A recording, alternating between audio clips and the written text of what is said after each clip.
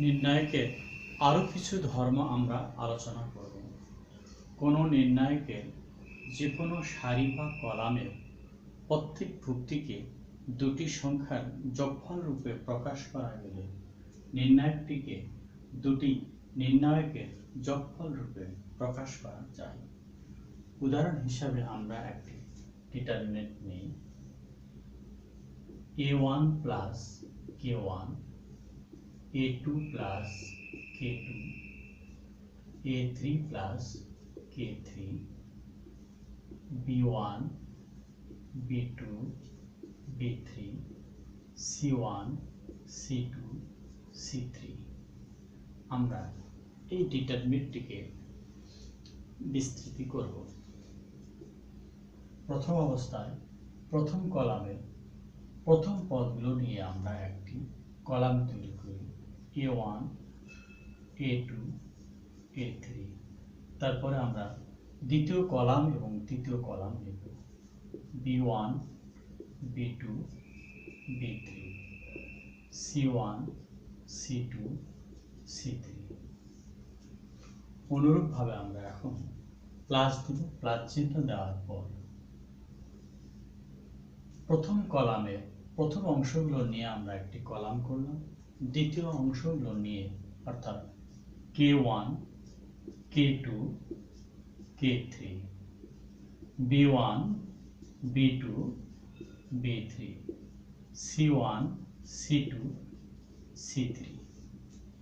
এভাবে আমরা যে কোনো সারি বা কলামে ভুক্তিগুলো যোগফল বা বিয়োগ আকারে থাকলে আমরা ওই ভুক্তিগুলো আলাদা করে দিয়ে দুটি নির্ণায়কে রূপান্তরিত করতে পারি। অনুরূপভাবে আমরা আরেকটি পদ্ধতি নিতে পারি, যেমন a1 plus k b1, b1 c1, a2 plus k b2, b2 c2, a3 plus k b3, b3 c3। আমরা একটা নির্ণায়ক দিলাম। এখন আমরা এইটা থেকে আমরা কিভাবে বিস্তৃতি করব সেটাতে আমরা যাই। প্রথম অবস্থায় a1, a2, a3, b1, b2, b3, c1, c2, c3 plus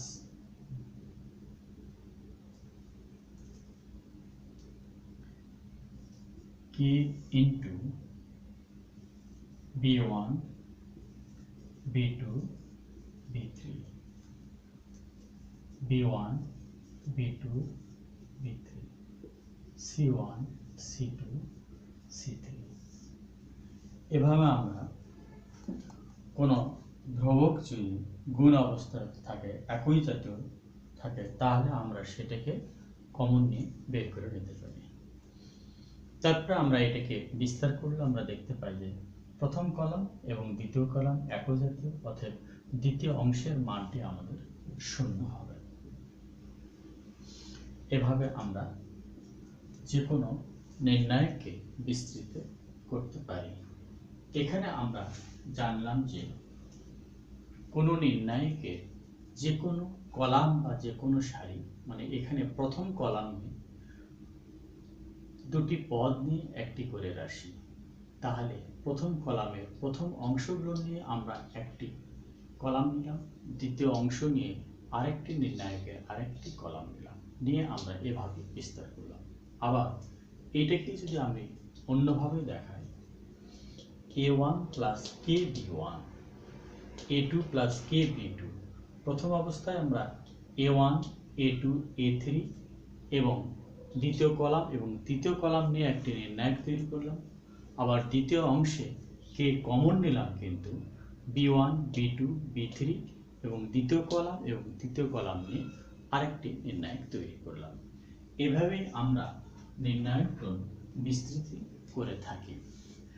এ পর্যন্ত আমরা ধর্মমূলন আলোচনা করলাম।